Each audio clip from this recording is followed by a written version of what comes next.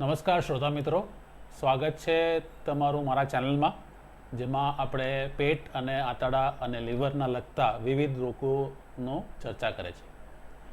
હવે આ વિડીયોમાં હું અલ્સરેટિવ કોલાઇટિસના ટ્રીટમેન્ટની વાત કરીશ. અલ્સરેટિવ કોલાઇટિસ આ જે બીમારી છે એ બીમારીનું નામ તમારે ચોક્કસ જે પેશન્ટ છે અને એમના રિલેટિવ્સ છે, સગાવાળા છે, એમને વ્યવસ્થિત યાદ રાખવું જરૂરી છે. કારણ કે તમને કોઈ ડૉક્ટર કહે કે તમને કોઈ બીમારી છે જૂની તો તમે એકદમ પરફેક્ટલી કહી શકો કે મને અલ્સરેટિવ કોલાઇટિસ છે અથવા તો મારા સગાને અલ્સરેટિવ કોલાઇટિસ છે. આ બહુ જ જરૂરી વસ્તુ છે. અલ્સરેટિવ એટલે ચાંદા, કોલાઇટિસ એટલે કોલોન અથવા મોટા આંતરડાનો સોજો. હવે આવીએ ટ્રીટમેન્ટ પર.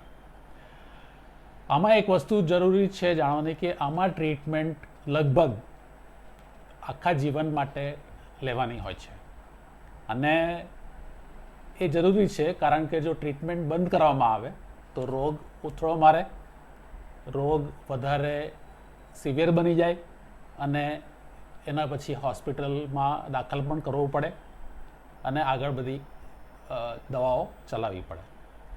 એટલે જરૂરી છે કે બને તેટલું આપણે ધ્યાન રાખીએ અને આપણે ટ્રીટમેન્ટ બરાબર લઈએ. હવે સૌથી પહેલાં ટ્રીટમેન્ટમાં આવે છે સ્ટીરોઇડ દવાઓ કે જે અમે લોકો રોગને જલ્દી કાબૂમાં આવે, સોજો જલ્દી ઉતરી જાય અને લોહી જે પડે છે તે બંધ થઈ જાય એના માટે અમે વાપરીએ છીએ. સ્ટીરોઇડ દવા જો બરાબર વિચારીને આપવામાં આવે છે, જે સમય માટે અપાય એટલા જ સમય માટે અપાય અને ધીમે ધીમે એને બંધ કરવામાં આવે તો સ્ટીરોઇડ દવા એકદમ કારીગર નીવડે છે. એટલે સ્ટીરોઇડથી બીવાની જરૂર નથી. બીજી દવા જે અમે લોકો વાપરીએ છીએ એ જે સ્ટીરોઇડથી કાબૂ આવી જાય પછી ચાલુ રાખવાનું હોય છે એ છે મિસાલામિન. એ અલગ અલગ કંપનીના નામોથી ઓળખાય છે, મળે છે. થોડી મોંઘી છે પણ પેશન્ટને કંટ્રોલ માટે આ જરૂરી છે.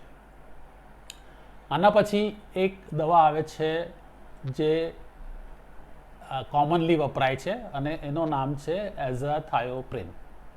હવે એઝાથાયોપ્રિન દવાનું કામ શું, એટલે કઈ રીતે એ કામ કરે છે?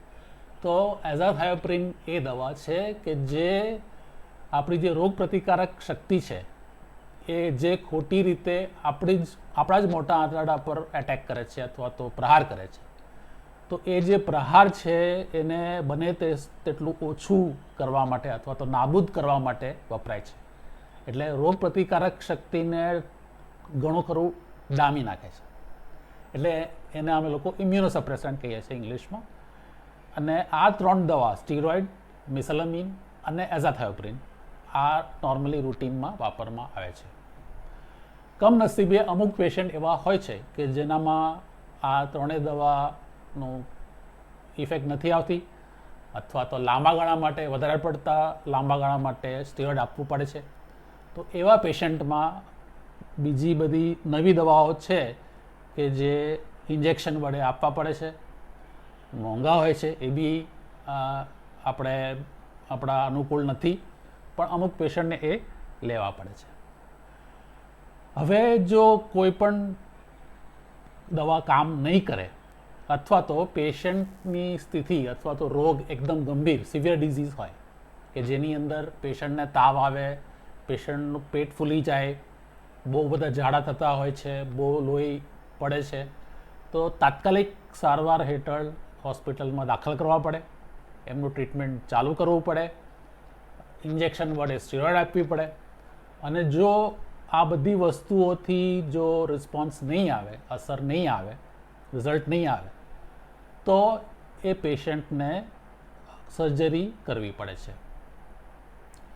સર્જરીની થોડીક એટલે કે શસ્ત્રક્રિયાની થોડી વાતો કરીએ તો સર્જરી એમાં બે પ્રકારના હોય છે.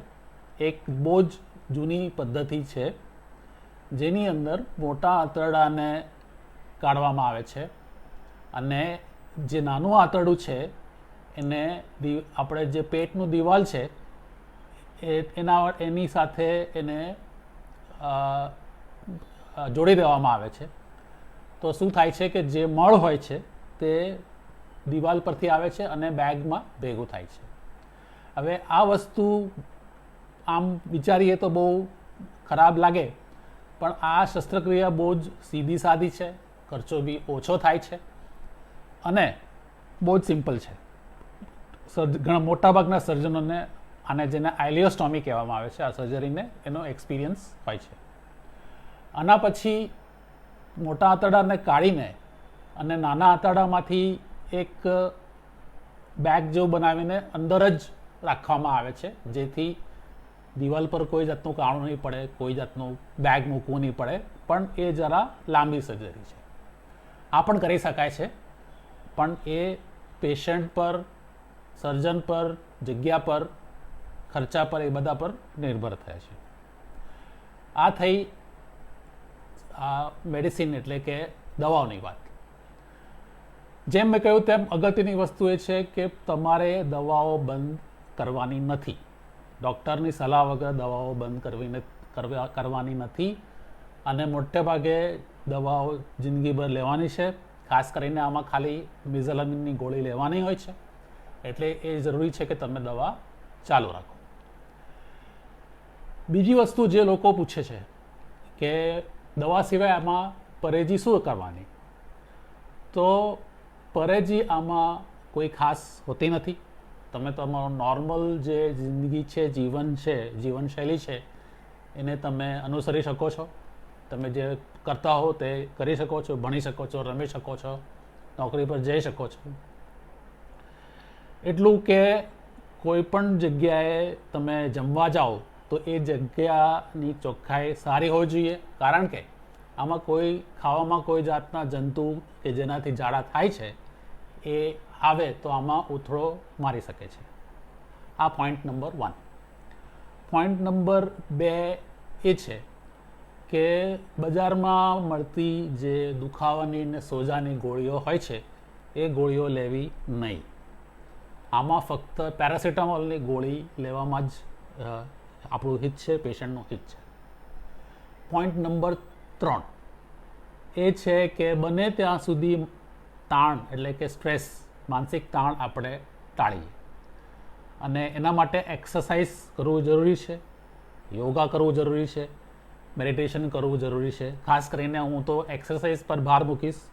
મિનિમમ રોજના અડધો કલાક પેશન્ટે ચાલવું જોઈએ ઝડપથી, અથવા દોડવું જોઈએ. એના સિવાય જો બીજી કોઈ પ્રવૃત્તિ કરવી હોય, જેમ કે વોલીબોલ છે, બેડમિન્ટન છે, ટેબલ ટેનિસ છે, તો એ પેશન્ટને કરવાની છૂટ છે, કરવું જોઈએ. મને લાગે છે કે આટલી અલ્સરેટિવ કોલાઇટિસ પર આપણે વાતો કરી એ તમને ખૂબ જ ઉપયોગી નીવડશે. કોઈ પણ તમારા જો પ્રશ્નો હોય તો તમે કમેન્ટમાં જણાવી શકો છો. વિડીયો સારી લાગી તમને તો શેર કરો અને સબસ્ક્રાઈબ કરો. Thank you.